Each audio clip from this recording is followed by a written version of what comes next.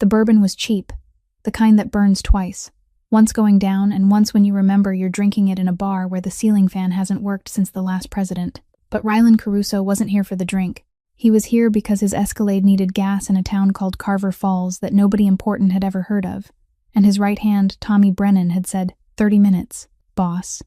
And Ryland had agreed the way dangerous men agree to small things, without caring, without noticing, without any idea that the next 60 seconds were about to crack open something he'd spent 5 years burying. He sat in the corner of a place called the Rusty Nail, wearing a suit that cost more than the building, scanning the room the way he always did. Exits, threats, faces, and on the third category his entire body went still. The woman behind the bar was pouring a draft beer with hands that moved like they'd done it 10,000 times. Dark hair pulled back, black apron, tired in a way that had nothing to do with sleep. She was thinner than he remembered, older around the eyes, but the way she tilted her head when a customer spoke, that small, almost invisible gesture, he would have known it in any country, in any crowd, under any name. His knuckles went white against the table. Tommy looked over. Boss? Ryland didn't answer, because the woman pouring cheap beer 6 feet away from him was his wife, the one he'd buried 5 years ago, the one he'd thrown dirt on, the one whose death had turned him into the coldest, most ruthless boss the Eastern Seaboard had seen in a generation. Because when you lose the only person who made you feel human, you stop pretending to be one. She hadn't seen him yet, but a drunk at the end of the bar, some local named Reggie, had seen her just fine. He grabbed her wrist as she passed, yanked her toward him, said something that made her jaw go tight. She handled it calm, the way women who've survived worse things handle small dangers. Steady voice, steady hands. But Reggie didn't stop. He stood, knocked his stool sideways, grabbed her apron and pulled. Ryland was across the room before Tommy could blink. No warning, no words. He caught Reggie's wrist, bent it until the man dropped, pinned him to the wall and looked at him with the quiet patience of someone deciding how much damage was appropriate in a public space. Out. One word. Reggie ran. Then Ryland turned around, and Lena looked up, and 5 years of distance collapsed in the time it takes a heart to beat once. She knew him before she saw his face. The cologne, the shoulders, the way he moved through a room like he owned everything in it, including the air. Lena, he said. His voice cracked on 2 syllables, and if you'd told anyone in his organization that Ryland Caruso's voice could crack, they would have laughed. She didn't run. She didn't cry. She stepped back exactly 1 step, composed herself with the precision of someone who'd been expecting this nightmare for half a decade, and said, "Bar closes at 2. You need to leave." He didn't leave. Now if this story's already got its hooks in you, hit that like button, share it with someone who needs a good story tonight, and subscribe so you're here when things get darker.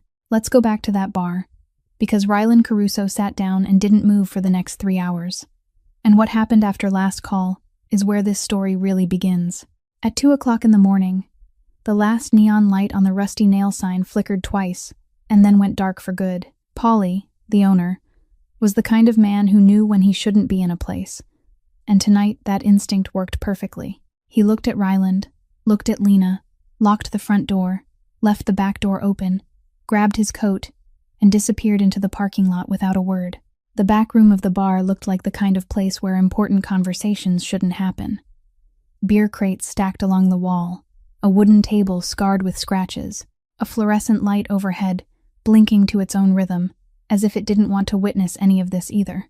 Ryland stood on one side of the table. Lena stood on the other. The table wasn't wide, but the distance between them could have been measured in years, not feet. She folded her arms across her chest, chin slightly lifted, eyes fixed on him with the look of someone who had rehearsed this moment long enough to know that the only thing keeping her upright now was posture, not strength. Ryland unbuttoned his suit jacket, not because he was comfortable, but because it was habit. He always undid the button before saying heavy things. Tommy knew that. Anyone who had ever sat across from him in a closed room knew that. "You were dead," he said. Not a question. A statement.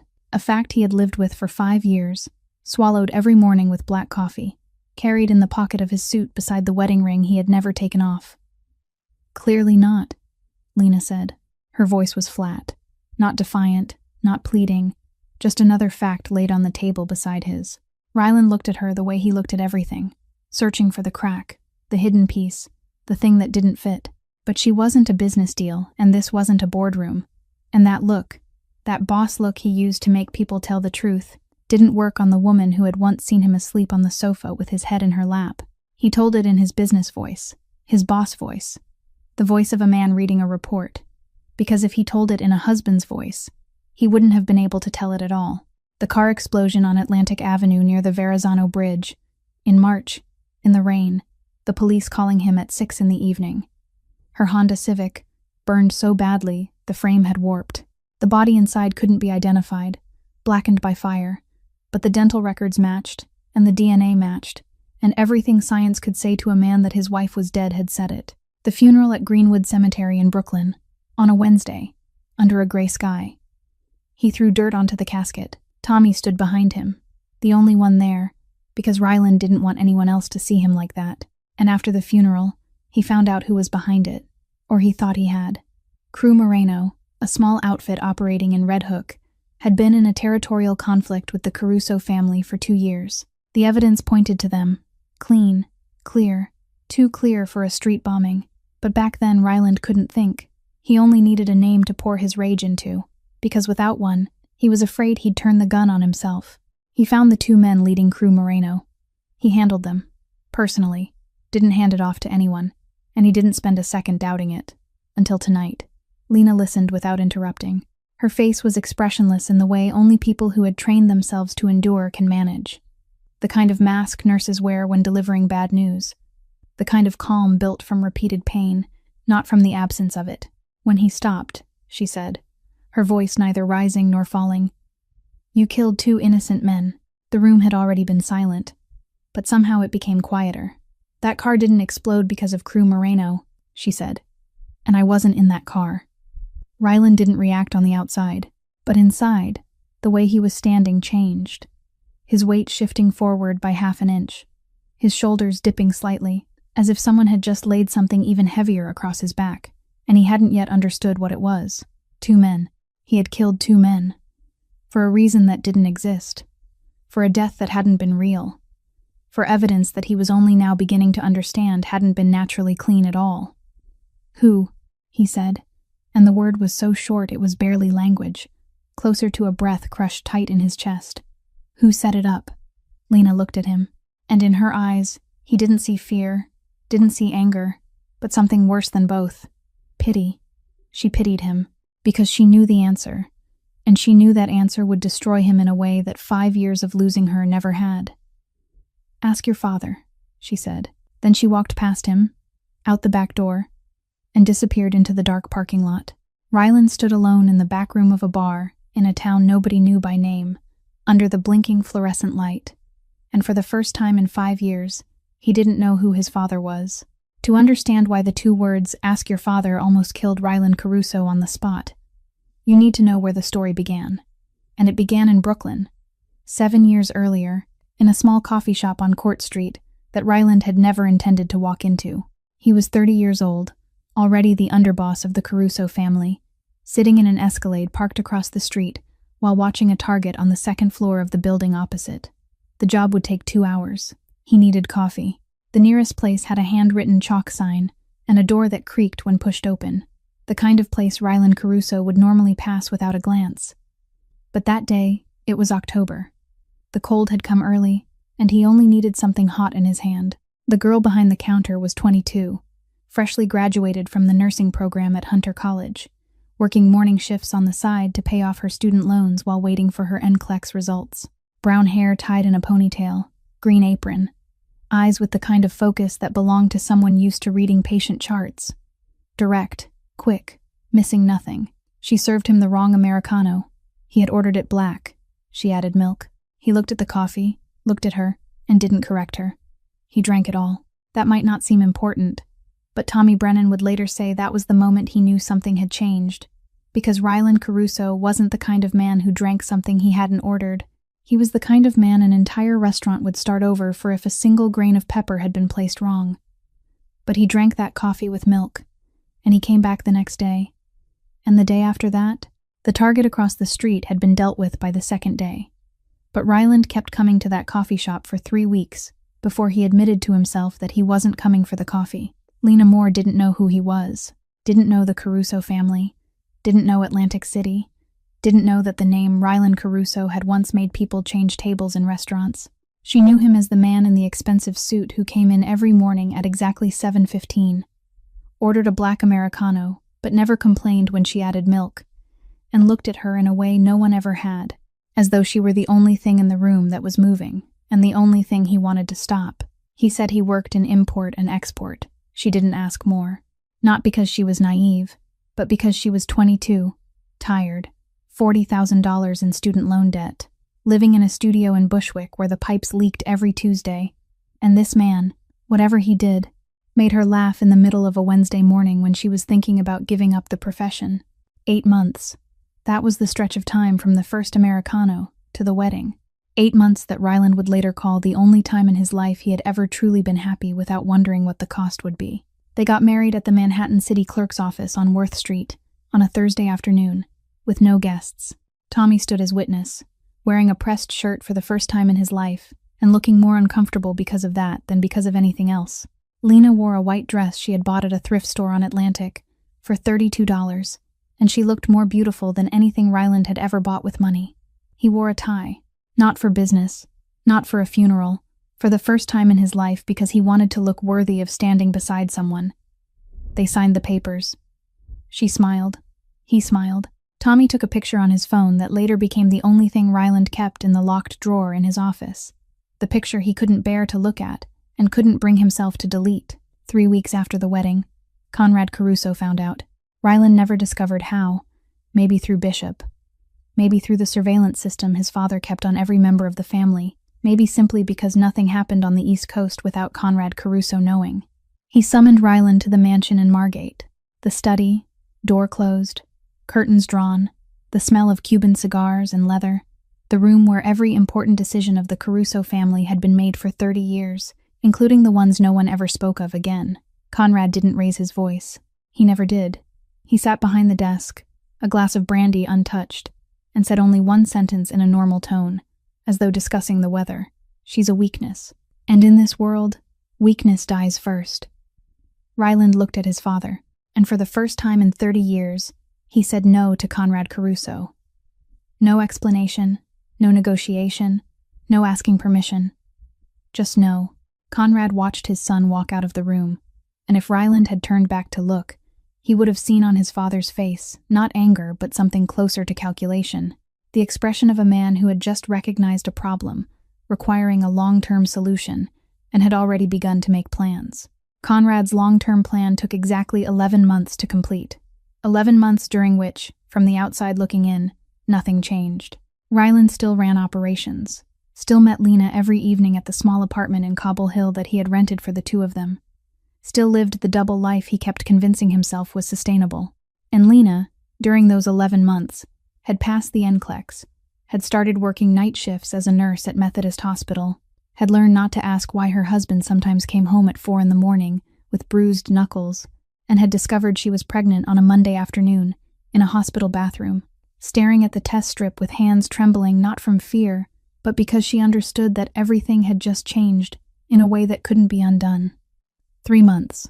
She managed to keep it secret for 3 months, not because she didn't want to tell Ryland, but because she wanted to find the right moment, the right way, the right time when he wasn't thinking about work, wasn't carrying that dark and heavy energy he brought home from meetings whose contents she never asked about. She wanted to tell him when he was being the version of himself she loved, the version that laughed when she told him stories about patients, the version that cooked instant noodles at midnight and called it fine dining. She never got that chance. Because on a March evening, while Ryland was in Philadelphia for a meeting he said would keep him late, the doorbell rang at the Cobble Hill apartment.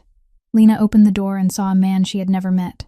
Walt Harrigan, 40 years old at the time, tall, thin, long-faced, with the kind of tired eyes that belong to men who have done too many things they aren't proud of. He stood in the doorway in a black coat, empty-handed, no gun visible, and looked at her in a way that Lena, with a nurse's instinct for reading a patient's condition through the eyes, understood immediately was not the look of a visitor. Mrs. Caruso, Walt said, and the fact that he used her married name instead of the one she was born with told her he knew exactly who she was, You have 20 minutes. Take what you need. Cash, identification, no phone. Leave this apartment, leave this city, and don't ever come back. Don't contact your husband. Don't contact your family. If you come back, it won't be me next time, and the person who comes won't talk first." Lena didn't scream. She didn't cry. She asked only one question. "Who sent you?" Walt looked at her, and for a brief second, something on his face changed. Not much, but enough for Lena to understand that this man didn't like what he was doing. "The kind of man whose name you shouldn't ask," Walt said, but both of them already knew the answer. 20 minutes. Lena went into the bedroom, took $400 in cash from the shoebox hidden under the bed, money she had saved from coffee shop tips before she became a nurse. She took her original ID, her social security card, and a small family photograph from her wallet. She stood in the middle of the apartment one last time, looked at Ryland's coat draped over the chair, looked at his shoes by the door, looked at the note on the refrigerator she had written that morning, "Buy milk," and she placed a hand over her stomach, where their 3-month-old child already existed without its father knowing, and she walked out the door. She didn't look back. Not because she was strong, but because she knew that if she looked back, she wouldn't be able to leave, and not leaving meant dying. Walt handled the rest. Lena's Honda Civic was driven to an empty stretch of road near the Verrazano Bridge. An unidentified body from the morgue, with paperwork arranged by Bishop, was placed in the driver's seat. Dental records were replaced in the system. The DNA sample was switched. The car was blown up at 6 in the evening, late enough for witnesses, burned enough so no one would ask questions. Perfect, clean, professional. The kind of work the Caruso family had been doing for 3 decades, erasing a person from the world without leaving a trace. Except this time the person being erased was the boss's own daughter-in-law. Lena ran. First to the Greyhound bus terminal at Port Authority, buying a ticket with cash, no fixed destination, only the need to get far away. Vermont first, a small town near the Canadian border, waiting tables at a roadside diner under her first fake name. Then Maine, when Vermont began to feel too close. Then a town in Ohio when she needed to disappear more deeply. 3 names in 5 years, 3 lives rebuilt from nothing, until she became Sadie Walsh in Carver Falls. It was only after 2 years of agonizing silence that she first dared to call her mother from a prepaid phone, whispering that she was alive but hidden, swearing her family to a secrecy that was the only thing keeping her safe from the Caruso shadow. And every month, she mailed Cody, her younger brother, an envelope of cash with no return address, just enough so he wouldn't have to drop out of school, just enough to remind herself that she still had a reason to get up every morning. Ryland drove from Carver Falls to Atlantic City without stopping, without calling anyone, without turning on the radio. 4.5 hours on the highway in the dark with Tommy in the passenger seat saying nothing, because Tommy Brennan had been beside Ryland long enough to tell the difference between ordinary silence and the silence of a man deciding how much violence he was going to use when he arrived. 6 in the morning, the Margate Mansion, New Jersey. The house overlooking the Atlantic, bought in cash 23 years earlier, where Conrad Caruso had lived ever since he had retired from the position of boss. The kind of retirement everyone in the family understood only meant he no longer signed orders directly, but still wrote them with other people's hands. Ryland didn't knock. He had a key, and he used it. Stepping through the marble hallway where the sound of his shoes echoed like a countdown, walking straight into the study without checking whether Conrad was there because Conrad Caruso was always in the study at 6 in the morning. It had been his habit for 40 years, and even a world war couldn't have changed it. Conrad was sitting behind the oak desk, reading the Financial Times, espresso on his right, an unlit cigar on his left. He looked up when Ryland walked in. Not surprised. Not at all. And that lack of surprise told Ryland everything he needed to know before the conversation even began. His father had prepared for this moment, maybe 5 years ago, maybe from the night he sent Walt Harrigan to the Cobble Hill apartment. Ryland set the gun on the desk. He didn't point it at anyone. He just placed it down, between the two of them, between the Financial Times and the espresso cup, black metal on pale wood, cold and concrete and impossible to misunderstand. "She's alive," Ryland said. Conrad folded the newspaper, slowly, precisely, along the old crease, as if the paper mattered more than what had just been said. Then he looked at his son. "Sit down," he said. "I didn't come here to sit." Conrad tilted his head, neither nodding nor shaking it, that half gesture Ryland had seen all his life on his father's face. The gesture of a man who never fully confirmed anything, until he knew exactly how much the other person knew. "What do you know?" Conrad said. And it wasn't really a question. It was an invitation for Ryland to lay his cards on the table first. "I know you sent Harrigan. I know you staged the car explosion. I know you switched the DNA, switched the dental records, created a death so clean, your own son stood at the grave and threw dirt onto a coffin holding a stranger he believed was his wife." Ryland paused for a beat. "And I know you pointed the evidence at Crew Moreno, so I'd have someone to kill, so I wouldn't dig any deeper." The room smelled of leather and old cigars and sea salt from the half-open window, the kind of smell Ryland had grown up with, and now it made him sick. Conrad was silent for 3 seconds. Then he spoke in the voice he had used all his life to explain decisions that couldn't be explained. Calm, reasonable, cold, as stainless steel. "She was a civilian, Ryland. Civilians don't survive in this world. The FBI could have used her to squeeze you. Another family could have taken her hostage. She would have become the open gate anyone wanting to reach you could walk through. I didn't remove her because I hated her. I removed her because I loved you. You killed my wife. I let her live." Conrad said that with more weight, not shouting, but with heaviness in every word, the kind of heaviness only men who had carried life and death decisions on their backs for 30 years could produce. "I knew Harrigan wouldn't shoot. I allowed that. Because I'm not a monster, Ryland. I'm your father.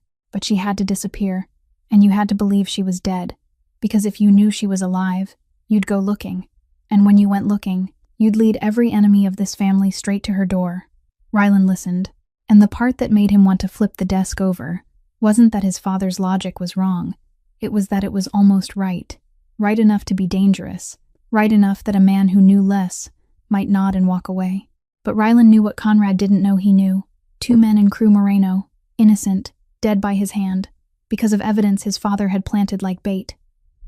"Crew Moreno," Ryland said, just 2 words. Conrad's face didn't change, but his hand stopped on the espresso cup for a fraction of a second, brief enough that an ordinary man would have missed it. But Ryland wasn't an ordinary man. Conrad himself had taught him how to read people when he was 14. "You needed me to have an enemy," Ryland said. "You needed me to have someone to pour my rage into so I wouldn't ask questions. You picked 2 men, planted the evidence, and let your son become a murderer for a reason that didn't exist." Silence. This time Conrad didn't answer with logic. He didn't answer at all.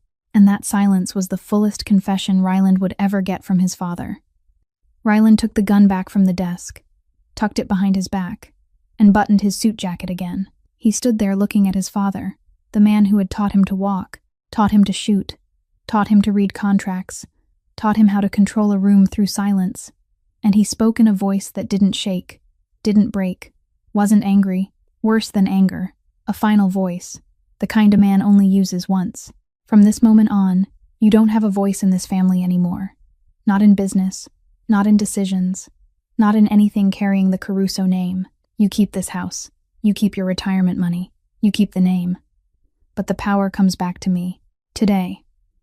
Conrad watched his son walk out of the study, and on his face, for the space of a second before it disappeared behind the mask of 30 years, there was something that looked like respect tangled with pain, the expression of a man who had just realized his son had finally become the very thing he had made him into, strong enough to overthrow him, and that this was perhaps the greatest achievement and the heaviest failure of his life, happening at the exact same time.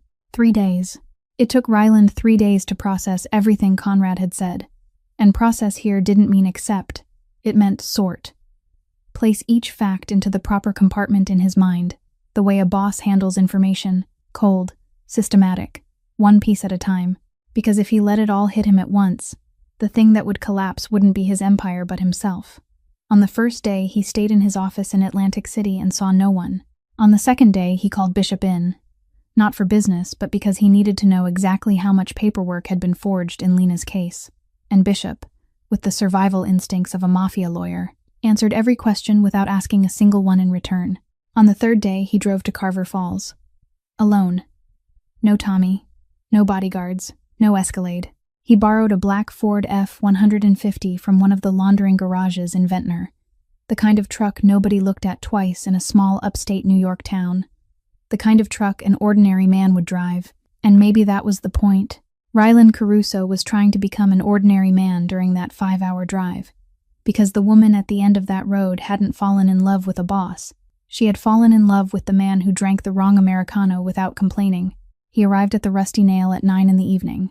Lena's shift had started at 8. She was behind the bar, same position, same black apron, same tilt of the head.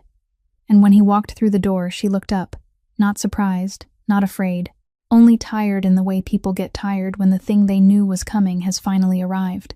"I'm not coming back with you," she said before he could sit down. There was no question mark in it, no room for negotiation. It was a wall, and she set it down between them with the same precision she used when placing a glass of bourbon in front of a customer.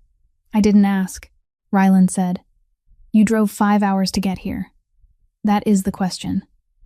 She looked at him for a beat, and the corner of her mouth shifted slightly, not quite a smile, closer to a reluctant acknowledgement that he could still make her want to smile even when she didn't want to, and she turned back to serve her customers.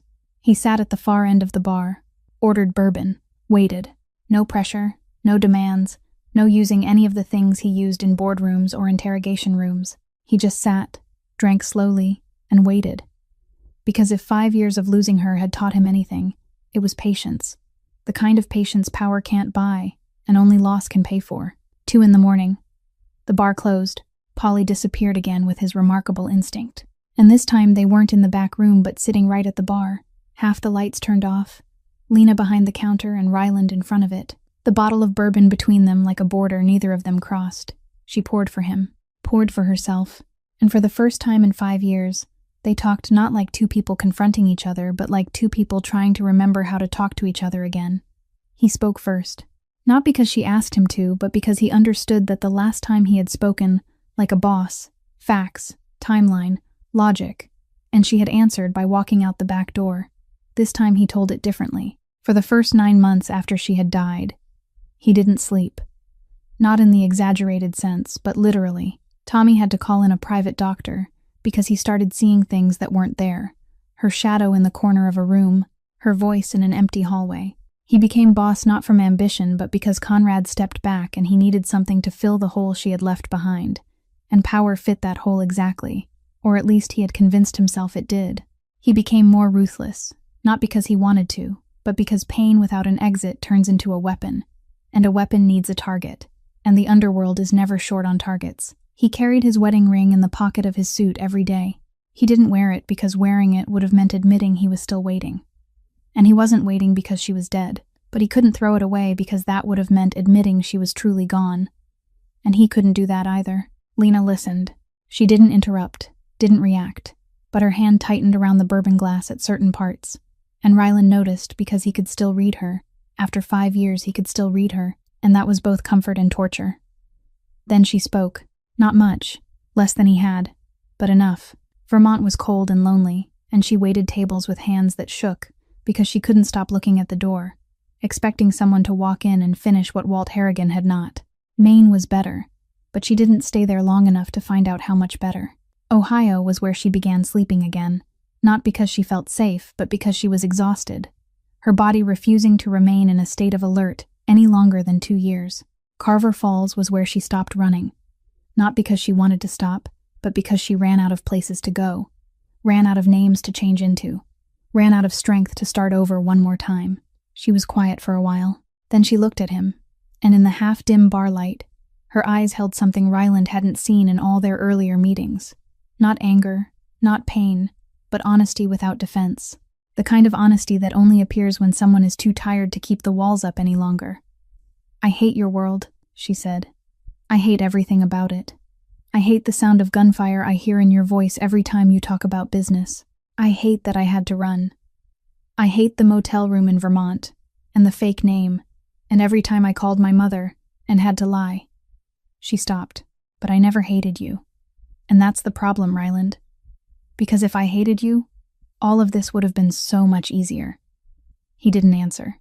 Not because he had nothing to say, but because sometimes the only right answer is silence, and letting the other person know you heard them, really heard them, not listening in order to argue back, but listening in order to understand. The bottle of bourbon between them grew lower. Neither of them crossed it. but the distance somehow felt a little shorter than it had at the beginning. The third time he came, it wasn't to the bar but to her apartment, and that difference mattered, because the bar was where Lena worked, but the apartment was where she lived, and the fact that she gave him the address, scrawled on the back of a beer coaster before he left. The rusty nail the night before was the closest thing to an invitation she could offer, without admitting that she was inviting him. The second floor of an old building on Maple Street, wooden stairs that creaked on the 3rd and 7th steps. Ryland counted because he counted everything. A narrow hallway that smelled of cheap bleach and old paint, door number 4. A lock so flimsy he could have opened it with a credit card in 3 seconds, and that made him want to buy her the whole building and tear it down just to build it again properly. She opened the door. He stepped inside and saw her life. IKEA furniture, the kind you buy and assemble yourself. A white pressed wood bookshelf leaning slightly to one side. An old sofa covered with a plaid throw. A tiny kitchen where the refrigerator hummed steadily, like the apartment's second heartbeat. But there were fresh flowers on the windowsill, yellow daisies in a drinking glass because she didn't own a vase, and that detail made Ryland feel something his family had never taught him. Shame. Not shame that she lived like this, but shame that she had to live like this. And the difference between those two things was the distance between pity and conscience.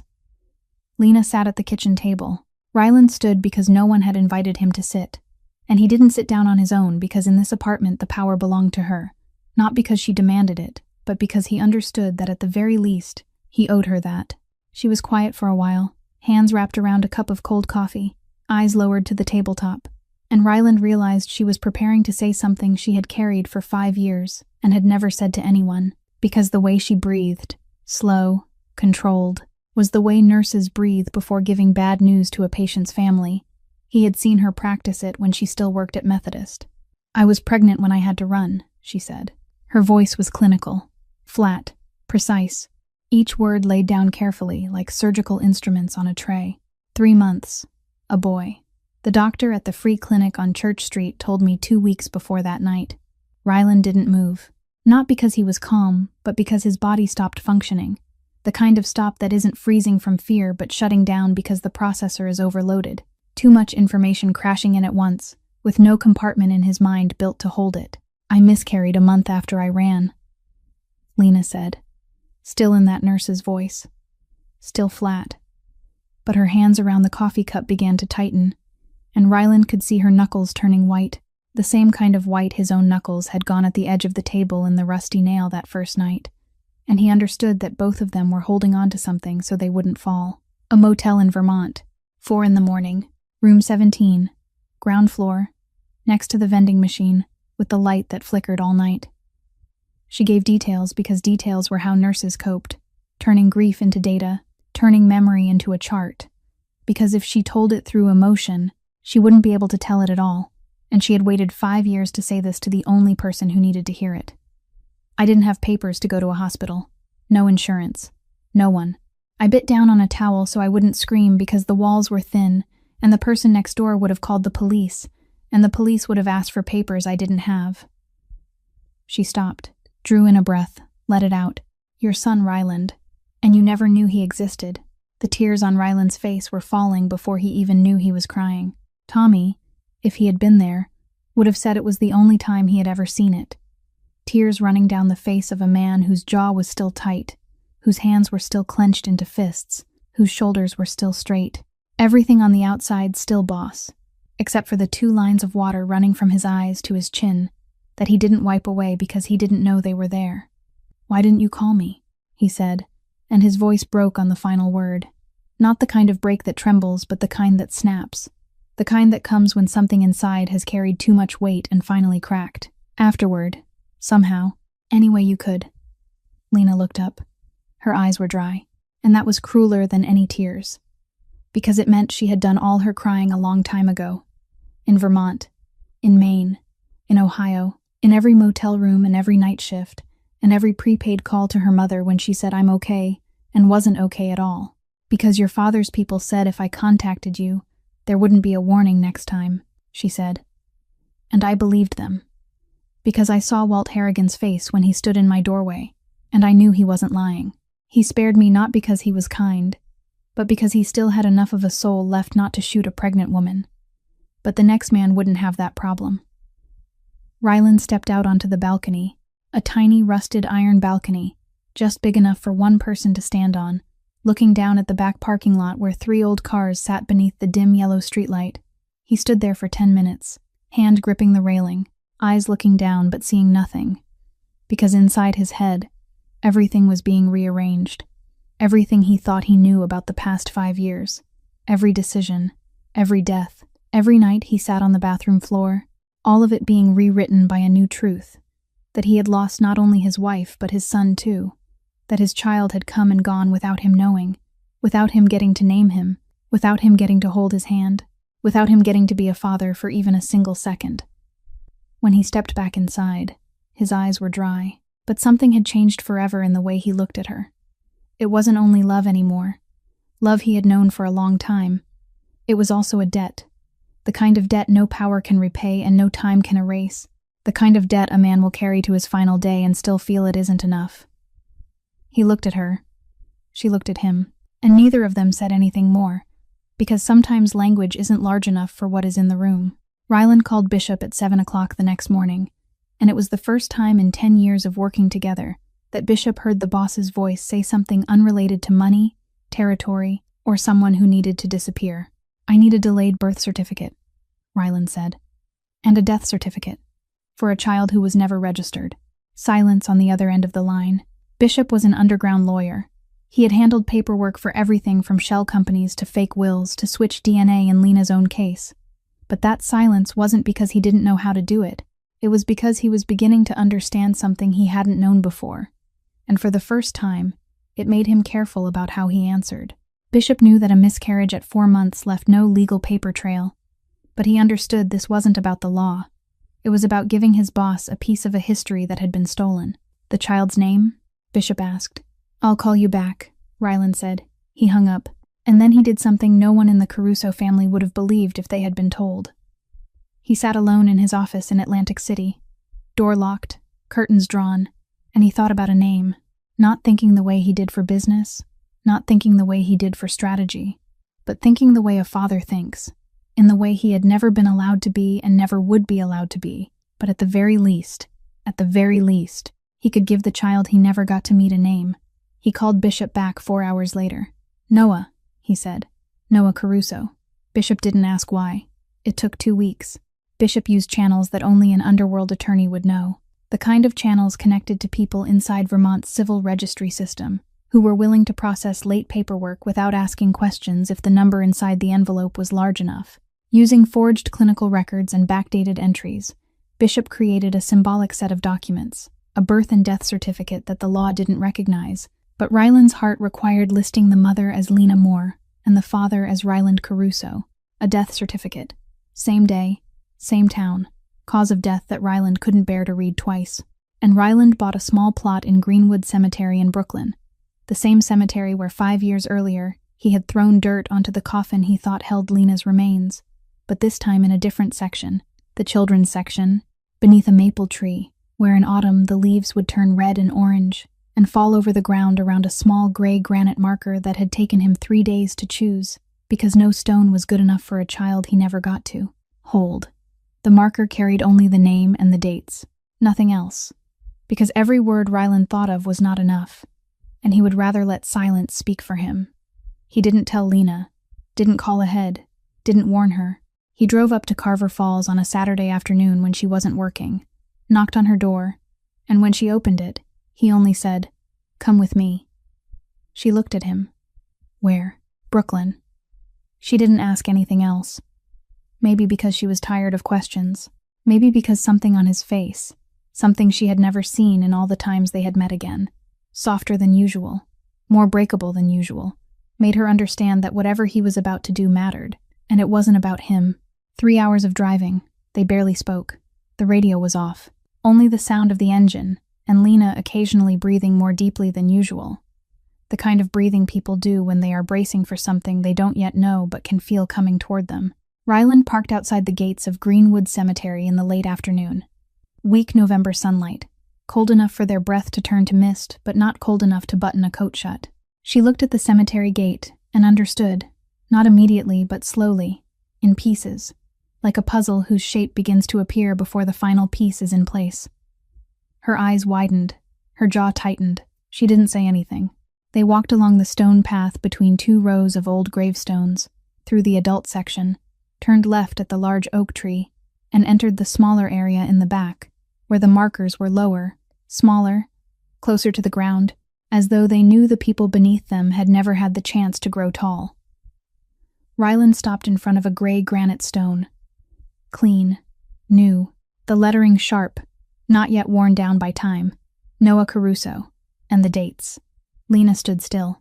2 seconds, 3 seconds, 5 seconds.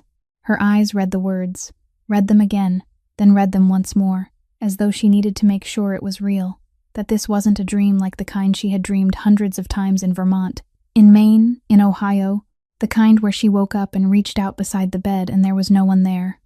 No husband, no child, no one who knew the baby had ever existed except her. But this wasn't a dream. This was stone, stone with her son's name on it. Someone had named her child. Someone had told the world that Noah Caruso had been here, had come, had existed, even if only for a very short time.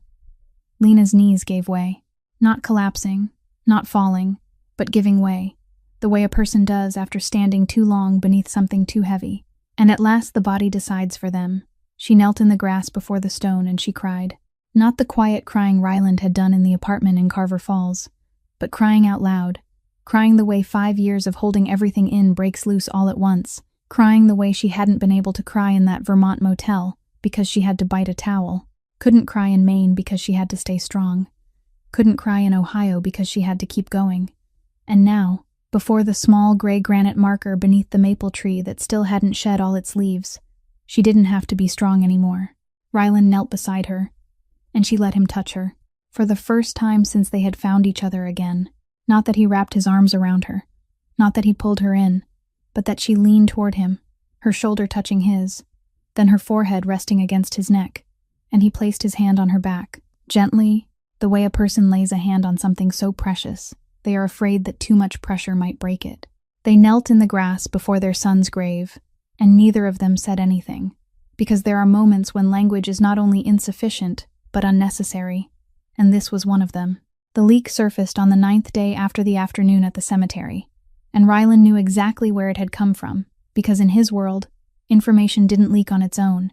It was released, with purpose, with timing, with calculation, and only one man had enough access to this secret and enough reason to use it: Conrad. His father had been stripped of authority but not of connections, and in the underworld, connections are real power while titles are decoration. He let the fact that Lena was alive slip into exactly the right ears, not through a call or a message, but in the way men like Conrad pass information. A sentence over lunch with an old associate, a reference to my daughter-in-law instead of my late daughter-in-law, just enough for the listener to understand, just vague enough that no one could prove he had done it deliberately. Conrad's final move wasn't a threat or violence. It was more subtle than that. If Lena became public knowledge in the world they lived in, Ryland would have to divert resources to protect her. Those resources would come out of the business. The business would weaken, and when power weakened, his son would need his father to return. That was the logic. And Conrad's logic was always flawless, except for the part he always miscalculated. The human part. Frankie DeLuca got the information within 48 hours. DeLuca, 34 years old, the young boss of a rival family, the kind of man the underworld called hungry, not because he lacked money, but because he lacked patience, the kind of boss who wanted everything faster, more, and was willing to burn bridges to get a shortcut. DeLuca wasn't subtle like Conrad. DeLuca was direct. He sent men to Carver Falls, had them photograph Lena from the parking lot across from the Rusty Nail, Lena stepping out the back door at the end of her shift, hair loosely tied, apron slung over one shoulder, tired, unguarded, completely unaware that a lens was pointed at her. The photograph reached Ryland in an envelope with no return address, placed somehow on his desk in Atlantic City after getting past security without anyone seeing it. And that in itself was a message. If they could reach his desk, they could reach anyone. Inside the envelope was the photo and a handwritten note. Pretty wife. Shame if she died again. Ryland looked at the photograph for 30 seconds. Tommy, standing beside him, would later say those 30 seconds were the quietest and most terrifying thing he had ever witnessed. Because Ryland didn't get angry, didn't slam the desk, didn't shout. He only looked at the photograph, then folded it with steady, exact hands, placed it in the inside pocket of his suit jacket beside the wedding ring, and said in the same tone a man might use to order coffee, "Send 6 men to Carver Falls, 24/7 shifts. Nobody goes in, nobody goes out without going through them. And don't tell her." Tommy nodded. Tommy didn't ask why Lena shouldn't be told, because Tommy understood. Ryland was protecting not only her safety, but the peace she had spent 5 years rebuilding. And if he told her, that peace would shatter and she would run, because running was no longer just a habit. It was a reflex carved into her bones by 5 years of hiding. But Lena Moore, or Sadie Walsh, or whatever name she was using, wasn't the kind of woman who failed to notice when something changed around her. She had survived 5 years on instinct, and that instinct started screaming when she noticed the black Suburban parked across from the bar 3 nights in a row. Same position, same angle, parked nose out and ready to move at any second, and when she walked back to her apartment at 2 in the morning, there were footsteps behind her, keeping exactly 20 meters of distance, close enough to protect, far enough not to be noticed, except Lena had heard the footsteps of people following her often enough in 5 years to know the difference between a passerby and someone with purpose. She called Ryland at 6 in the morning. He picked up on the first ring. "Call your men off," she said. "No hello, no how are you." Just 4 words, and each one of them carried fire. "Lena, there's a situation I need. You brought your world to my front door." Her voice didn't rise, but it cut, sharp and precise as a surgical blade, the kind of voice she used when she had moved past fear and gone straight into anger. This is exactly why I had to disappear. Exactly. Black SUV, strangers. Footsteps at 2 in the morning. This is the loop, Ryland, and I've lived inside this loop long enough to know when it's starting again. Someone threatened you. I didn't have a choice. I'm the one who didn't have a choice. I didn't have a choice 5 years ago when your father's man stood at my door. I didn't have a choice when I ran. And now you decide I need protection without asking me. And again, I don't have a choice. Do you see the pattern? Silence on the line. Ryland heard her breathing, heavy, angry, and he understood that she wasn't angry because he was protecting her.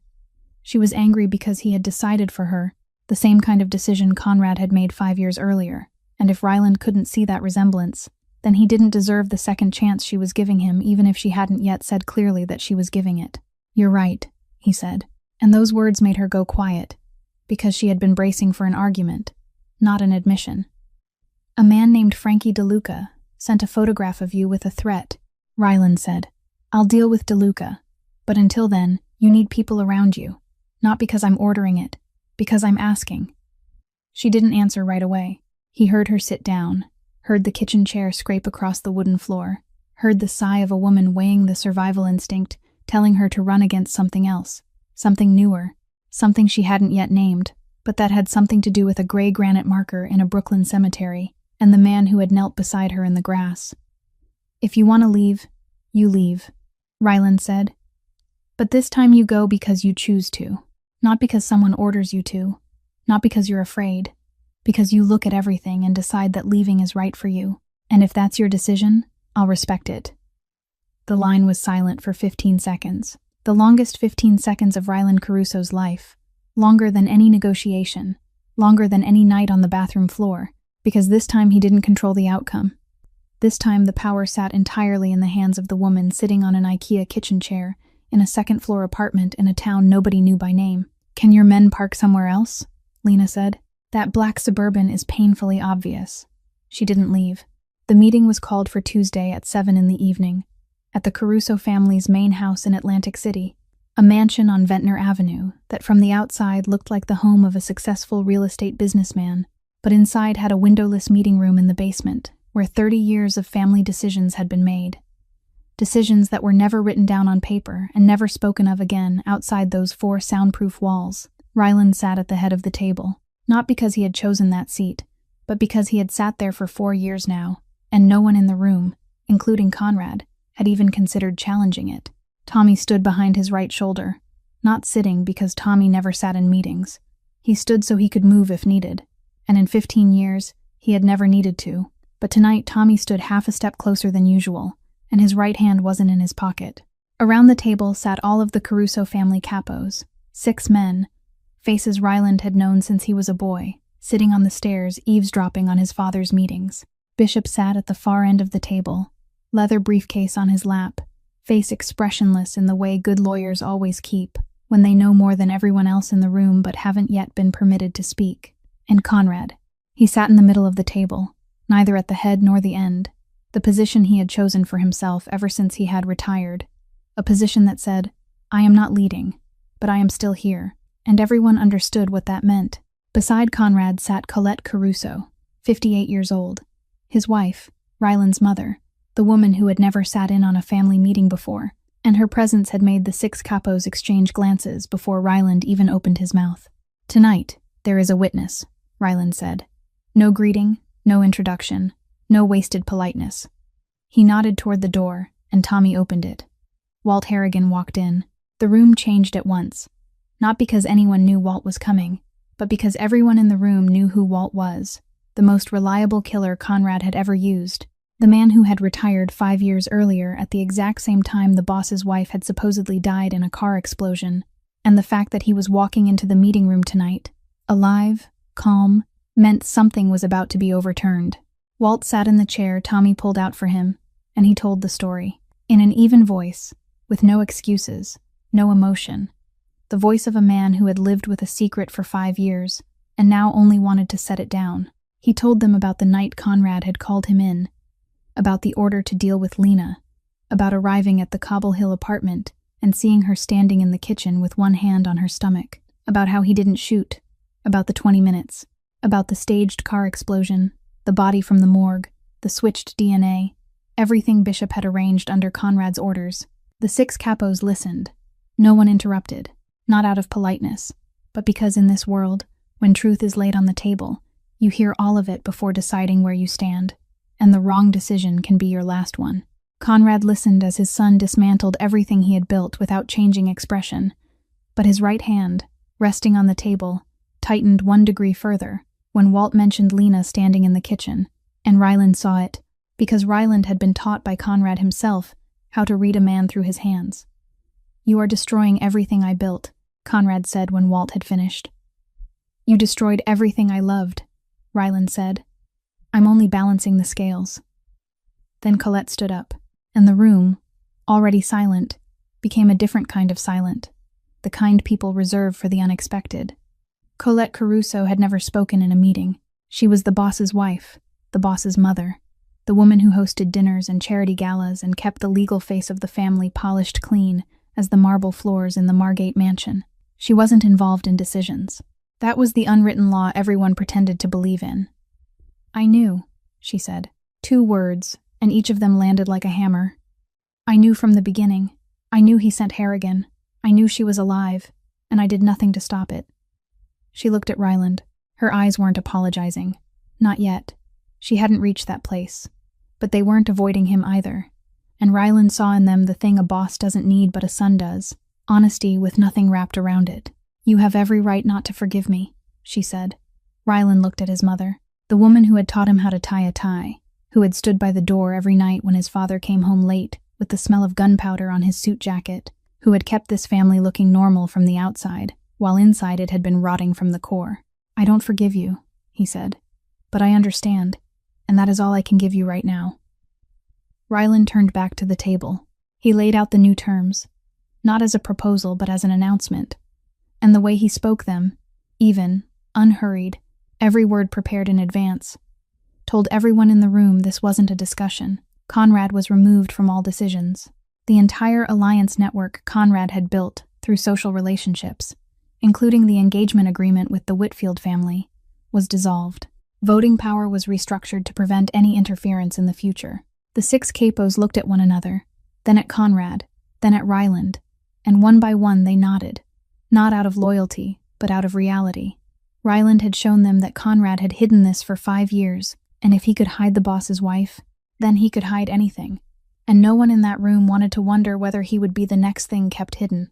Conrad stood, buttoned his suit jacket, looked at his son one last time with an expression Ryland would remember for a long time. Not anger, not defeat, but something like reluctant acceptance, then walked out of the meeting room without another word. Colette followed him. The door closed. Ryland sat at the head of the table in the room that now belonged entirely to him, and he should have felt stronger, should have felt more in control, but the true feeling in his chest was closer to emptiness than victory, because he had just done what was necessary, and what was necessary had included hearing his mother say, "I knew," and watching his father walk away without looking back. Tommy's phone rang at 10:20, 40 minutes after the meeting ended. Tommy answered. His face changed, and he looked at Ryland with the look Ryland had seen enough times to know the news was bad. "The warehouse in Newark," Tommy said. "DeLuca. Explosion 20 minutes ago. War wasn't declared. It simply began." Conrad Caruso came to Carver Falls on a Wednesday afternoon. Alone. No bodyguards. No black car. Driving the old gray Mercedes he kept for trips he didn't want anyone to know about. He parked 2 blocks from the Rusty Nail, walked the rest of the way, and pushed open the bar door at 4 in the afternoon when the place was nearly empty, and Lena was getting ready for the evening shift, wiping glasses, lining up bottles, checking the beer stock. The repeated motions she had turned into a kind of meditation because if her hands stayed busy, her mind had less room to wander. She looked up when he entered, and knew who he was at once, even though they had never met in person, because Ryland had his eyes, the same unblinking direct stare, the same way of scanning a room before sitting down, and because when you've spent 5 years running from someone, you learn how to recognize them before they recognize you. "Mrs. Caruso," Conrad said as he sat at the bar. "Moore," Lena corrected him. "My name is Moore." Conrad tilted his head slightly, acknowledging the correction without accepting it, and ordered a bourbon, the most expensive one the bar had, which at the Rusty Nail meant the bottle of Maker's Mark Pauli kept on the highest shelf for customers he wanted to impress, not for old men in cashmere suits who looked as if they had just stepped out of another world. Conrad took a sip, didn't flinch, set the glass down. Then he began to speak in a tone Lena recognized immediately, the negotiating voice, the voice people use when they are offering something they want you to mistake for a gift, when in truth it is a price. $2 million in cash, he said. New papers, the real kind, not the kind you're using now, which I know are fake because I had them checked. Clean identification with a clean background and a clean past, enough for you to apply to any hospital in the country. A new house in any city you choose, fully paid, in your name. Your brother, Cody Moore's student loans, 22 years old and in his final year at Penn State, paid off before the end of the month. And your mother, Joy Moore, in Scranton, Pennsylvania, will have lifetime medical coverage through one of the companies I legally own. Lena listened without interrupting. Her hand kept moving over the glass, steady, slow, and Conrad was sharp enough to realize she wasn't wiping it because it was dirty, but because she needed her hands occupied so her face could stay calm. In return, Conrad said, "You disappear, this time willingly, this time cleanly. No one forcing you. You take the money, take the papers, start over somewhere warm and safe, and Ryland will never know I came here." He paused, took another sip, and added the final line in a different tone, no longer business, closer to honesty than anything else he had said that evening. "You love my son. I believe that. But your love will kill him. Not today, maybe not this year, but there will come a day when someone uses you to get to him, and on that day, you'll wish you had taken these $2 million and gone." Silence filled the bar. The dead ceiling fan still didn't move. The afternoon sunlight pushed through the dirty windows and cast a slant of brightness across the bar between them, like a border made of light. And Lena, standing behind the bar in her black apron with the glass finally still in her hands, thought. She thought about $2 million and her second-floor apartment with its cheap lock. She thought about Cody and the mountain of student debt she knew kept him awake at night. She thought about her mother in Scranton, 52 years old, working at a grocery store, waking every morning with back pain and no decent insurance. She thought about everything Conrad was placing on the table, and understood the cruelest part of his offer. It wasn't unreasonable. It was logical, practical, even, in a way she hated admitting, partly right. And that was what made it dangerous. Because the best lies are never the ones that are entirely false, but the ones that are 90% true. "Last time, you decided for me," Lena said. Her voice was calm, even, not trembling. And Conrad, who had read people his whole life, realized that this calm wasn't performance, but real, the kind of calm forged by 5 years of living alone with life and death choices every day. You sent a man to my home. You gave me 20 minutes. You decided I didn't deserve to stay. You decided Ryland didn't deserve to know he was going to have a child. You decided everything. She set the glass down on the bar, lightly, precisely, like a period at the end of a sentence. This time, I decide for myself. And the answer is no. Conrad looked at her, and in his eyes, Lena saw something she hadn't expected. Not anger, not contempt, but something closer to reluctant respect, the kind of respect powerful people reserve for those who refuse their power without shaking. He stood, left 2 $100 bills on the bar for the bourbon, and walked out without another word. Tommy knew Conrad had gone to Carver Falls before Conrad even arrived there, because Tommy had put someone on Conrad's trail after the family meeting, not because Ryland had ordered it, but because Tommy understood his boss well enough to know there are things that need doing before anyone asks. Ryland got the news while Conrad was still driving back to Margate. He didn't call his father. He drove there. The Margate mansion, the same study, the same smell of cigars and leather. But this time Ryland didn't place a gun on the desk. This time he didn't need to. You went to see her, Ryland said. Conrad was standing at the window looking out at the sea, his back to his son, and he didn't turn around. I offered her a choice, Conrad said. She refused. You didn't hear a word I said in that meeting. I heard you. I didn't agree. There's a difference. Ryland stepped closer to his father, close enough for Conrad to hear him without forcing him to raise his voice, and he spoke in a low, steady tone, the tone Tommy called the final voice, the voice Ryland used once with a person and never twice. If you go near her again, I'll treat you the way I treat anyone who threatens what belongs to me. He paused for a beat. And you know exactly what that means. Conrad turned and looked at his son, and for the first time, the first real time, without theater, without strategy, without masks, he saw in Ryland's eyes the same thing he had seen in the mirror for 30 years, the absolute willingness to protect what he considered his, at any cost, against anyone. He didn't answer. Ryland walked out, and the study door closed behind him with a soft click that both of them understood was the final lock between them. DeLuca fell not by bullets but by paper. Ryland gave Bishop a single assignment: find the thing DeLuca had hidden most carefully. And it took Bishop 3 weeks, 6 men, and an amount of money he didn't bother asking whether it should go into the books to find it. Frankie DeLuca, the aggressive young boss of the rival family, the man who had sent Lena's photograph with a threat, the man who had blown up the Newark warehouse, had been an FBI informant for 14 months, not because he had been forced, but because the FBI had caught him in a casino money laundering case in Hoboken, and instead of facing a 20-year federal sentence, he had chosen the path the underworld considered unforgivable. He talked. Ryland didn't need to kill DeLuca. He only needed everyone to know. The meeting between the families took place at an Italian restaurant on Mulberry Street in Manhattan, the kind of restaurant where the back table was always kept empty, and the staff knew when to look away. Ryland put the evidence on the table. Copies of FBI records. Reports of meetings between DeLuca and the supervising agent. Dates, locations, contents, details so complete that no one in the room could claim it had been fabricated. He didn't need to make a long speech. The evidence spoke for itself. And in a world where omerta, the law of silence, was the foundation of everything, breaking it wasn't a mistake but a death sentence that required no one to pronounce it aloud. DeLuca was isolated within 48 hours. Allies turned their backs.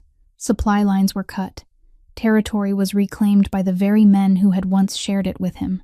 He disappeared from New York within the week, and no one asked where he had gone, because in that world, once you are an informant, you no longer exist even if you are still breathing.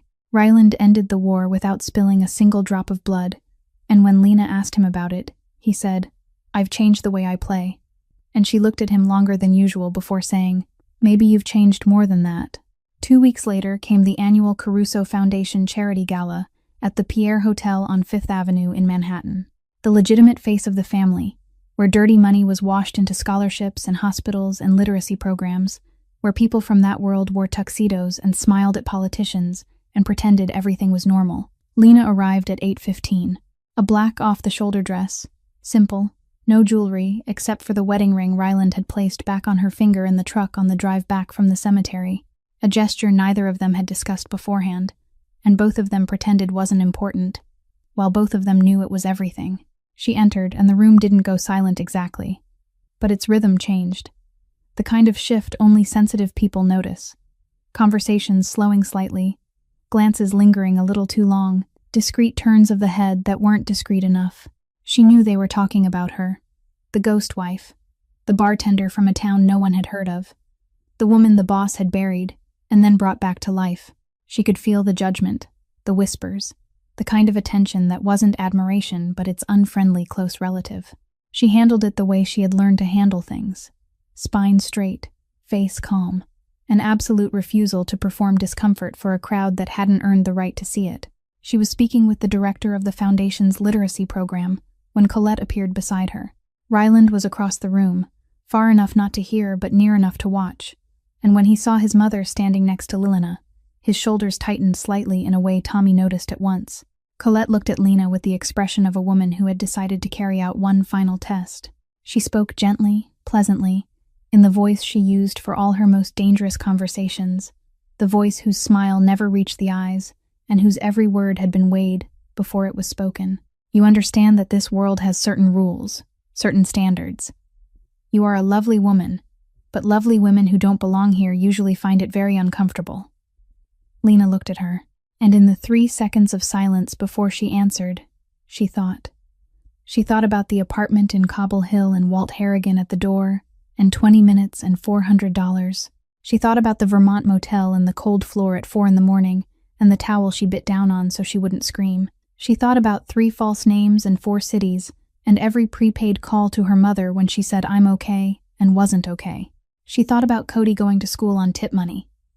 She thought about the gray granite marker engraved with Noah's name in a Brooklyn cemetery, and she thought about the woman she had become inside the hollow carved out by loss. Harder, sharper, more honest, more fully herself than she had ever been back when she was still afraid.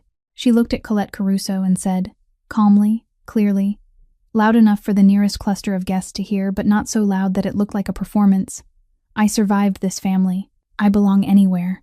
The nearest group of guests fell silent.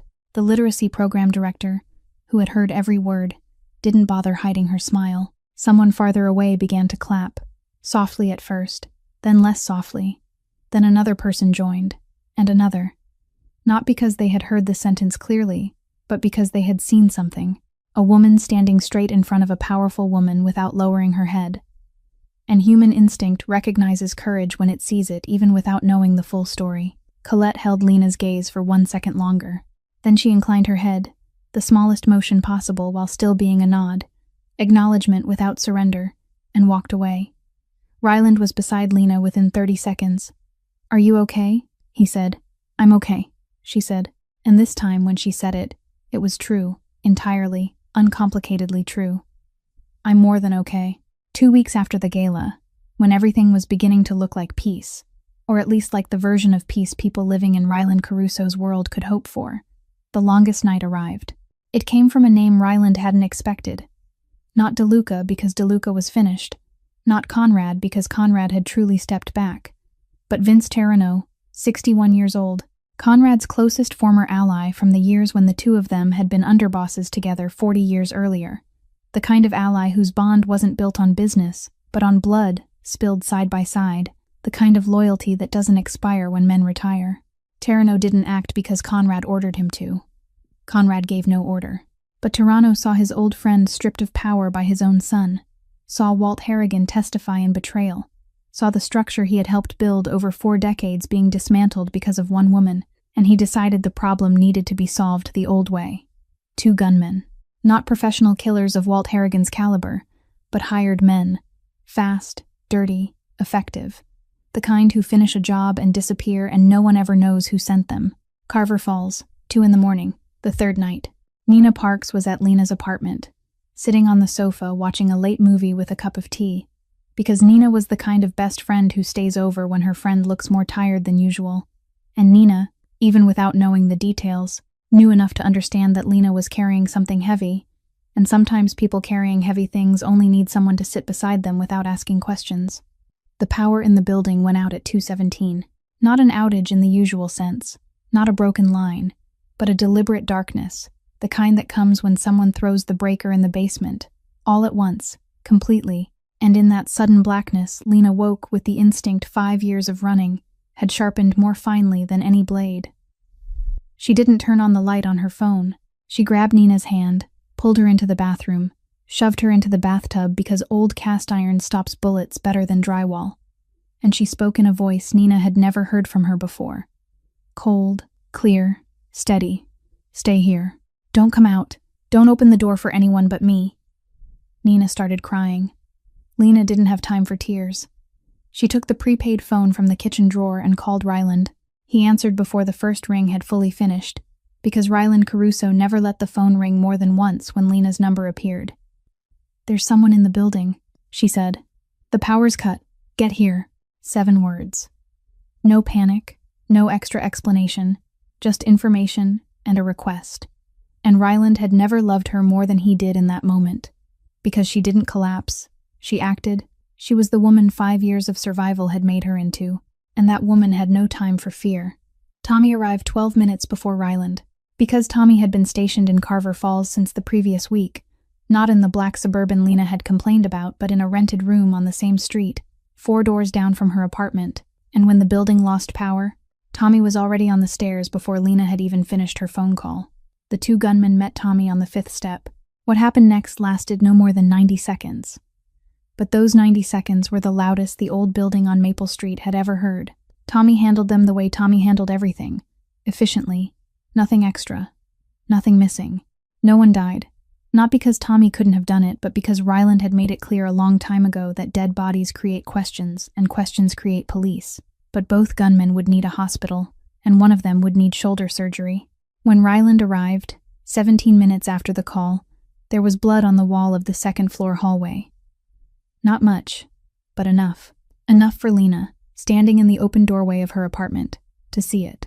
Enough for her to see Ryland's world not through stories, not through hints, not through bruised knuckles at 4 a.m. that she pretended not to notice back in Cobble Hill, but directly, truly, on the wall just outside her front door, red, wet, and impossible to pretend was anything else. Ryland stepped past Tommy, past the blood, and came to the apartment door. Lena stood there with her back against the frame, her hands calm, but her eyes holding something he hadn't seen before. Not exactly fear, but the collision between the world she had built and the world he had brought with him. Those 2 worlds had just crashed into each other in the hallway outside her home, and she was standing in the wreckage. Nina was crying in the bathroom, a small, trembling cry, slipping through the thin door. Ryland knelt in front of Lena. The most powerful Mafia boss on the East Coast knelt on a cheap wooden floor in front of an IKEA apartment with blood in the hallway, and he looked up at her and spoke in a voice no one in his organization had ever heard, because it wasn't the boss's voice. It was the voice of a man laying everything he had on the table, and accepting that she could take all of it, or none of it. "You can leave," he said. "I'll give you everything you need. A new name, a new place, real safety. And this time no one forces you. Not my father. Not Walt Harrigan. I'm telling you, if you want to walk away from this, I'll let you go. Because you deserve more safety than anything I can give you." Silence. Nina crying in the bathroom. Wind against the window. The sound of blood dripping somewhere in the hallway that both of them pretended not to hear. Lena looked at him, looked at the blood on the wall over his shoulder, then looked back at him. 5 years ago, someone decided for me that I should leave, she said. And you just told me I get to choose for myself. She took his hand. Smaller, rougher, stronger than it had been 5 years earlier. Wrapping around the hand she knew had done things she never asked about and never would, and she held on tight. "I choose to stay," she said. "But I'm not staying in this apartment." She didn't move in with Ryland because he had saved her. She moved because she had seen the blood on the wall, had heard 90 seconds of violence outside her door, had stood on the line between the safe world she had built and the dangerous world he lived in, and she had chosen, with her eyes open, with full knowledge, with the right of self-determination no one had given her 5 years earlier. She had chosen him. Vince Tirano was found within 48 hours of the attack night. It wasn't Ryland who found him, but Conrad himself. He called his son at 6 a.m, his voice tired in a way Ryland had never heard from his father before, and said 4 words. "I've handled it." Conrad didn't explain the details, and Ryland didn't ask. but both of them understood that this was Conrad's way of apologizing without saying the words, through action instead of language, by personally cleaning up the consequences that his relationships had caused for the daughter-in-law he had once tried to erase from his son's life. It wasn't forgiveness. It wasn't surrender. It was the kind of ceasefire that only happens between people who respect each other's ability to cause damage and decide that war has already cost enough. Ryland accepted it for exactly what it was, no more and no less, because he had learned that sometimes the best thing you get from people who have hurt you isn't a perfect apology but a promise not to do more harm. Han Whitfield released a short and graceful statement through her family's lawyer, confirming that the prior connection between her and the Caruso family had only ever been a business arrangement that both sides had mutually agreed to end, and wishing everyone involved the very best. She was, as Ryland had always believed, a decent person placed inside an indecent situation, and he wished her the same. Lena enrolled in a nursing certification renewal program at a hospital in Brooklyn during the first week after moving in with Ryland. She told him on the third evening, while they were sitting in the kitchen of the Atlantic City penthouse, she still wasn't used to, because it was 10 times larger than the Carver Falls apartment, and the refrigerator didn't hum, and she almost missed that sound. She said, "I won't let myself get swallowed back into your life and lose what I've built. I love you, but I also love the person I became without you, and I won't give that person up." He listened to her, truly listened, and the life they were building now had room for her ambition, for her independence, for her opinions that often differed from his and were always worth hearing. He liked that she challenged him. He had forgotten what that felt like until he found her again. She liked that he didn't try to make her smaller. In the quiet hours before she had said, "I choose to stay," she had worried that love the second time around might only be love performing what it remembered, instead of facing what had actually changed. But he was different too, less certain of his own invincibility, more willing to sit in difficult conversations without needing to control the outcome, quicker to say, "I don't know," and truly mean it. Loss had done its work on both of them. It had taken many things away, but it had also cleared space. The second wedding was small, by design. Ryland suggested something bigger, and Lena looked at him with the expression she used when deciding whether to be patient or blunt, and she said, "The first time we got married, it was just the two of us in the city clerk's office, and I was the happiest I'd ever been in my life. Why would I want more people for the second one?" He laughed. For the first time in a very long while, he laughed in the way that had nothing behind it except joy, and the decision was made. A Brooklyn rooftop, in December. Warm string lights against a cold sky. The kind of cold that turns cheeks pink and breath into mist, and makes everything look like a movie, except it wasn't a movie because no one in that small gathering was performing. Cody Moore, 22 years old, was completing his final semester at Penn State, thanks to his sister's bartender tips and the unnamed cash envelopes that he now knew had come from her, and he hugged Ryland with a sincerity that was almost alarming because he refused to let go. Joy Moore, Lena's mother, had been crying since the moment she arrived, and couldn't have cared less who saw, the kind of crying that doesn't need tissues because tears are a language, and she was saying a great deal. Nina Parks, in the most formal dress she owned, bought in a rush at an outlet on the drive back from Carver Falls, looked satisfied in the way people do when life has finally confirmed advice they once gave. Tommy Brennan, wearing a tie for the second time in his life, the first time having been the boss's first wedding at the city clerk's office, still looked as uncomfortable now as he had then, but he was smiling. The first smile in 5 years, a small one that only people who had known Tommy long enough would recognize as a smile. They stood facing each other in the winter light. Ryland said, "5 years ago, I failed to protect you from something you never should have had to face. I won't stand here and promise that the future won't be hard, because I'm not naive and neither are you. But I promise that whatever it brings, I'll stand beside you. I won't let fear make decisions, and I won't let my family make decisions for you. Never again." Lena drew in a breath. She said, "I lived for 5 years believing a story about myself that wasn't true. I believed I was the kind of woman who could be erased from a life without leaving a permanent trace. Then I had to survive that belief. And in surviving it, I found out that story was wrong. I'm not that woman. I'm the woman who came back." She held his gaze. "I love you. I always have. I'm tired of being afraid of that." He slid the ring onto her finger. She slid the ring onto his. The small crowd made the sounds small crowds make when they are full of people who genuinely care about the two standing in front of them. Warm, a little messy, and completely enough. Rylan pulled her closer and spoke softly into her hair, for her ears only, for no one else. No one separates us again. She lifted her head and looked at him with the expression he had fallen in love with the first time across the coffee counter on Court Street in Brooklyn. Calm, clear, completely present, the expression of a woman who had chosen to stand exactly where she was standing. Obviously, she said, and the city glittered below them, indifferent and radiant, and the night was cold and the lights were warm, and 5 years of loss quietly folded themselves into the past where they belonged, making room at last for everything that would come next. There is a lesson here, resting between the lines of this story, and it isn't a lesson about love conquering all because love doesn't conquer all. Love only wins when both people choose to come back, choose to stay, choose to face the truth even when it is ugly, and choose each other not blindly, but with open eyes and full knowledge of what they are walking into. The lesson is this: no one has the right to decide for you whether you should stay or go, whether you are strong enough or too weak, whether you belong somewhere or do not belong there. Those decisions are yours, and sometimes the bravest thing isn't leaving or staying, but choosing for yourself.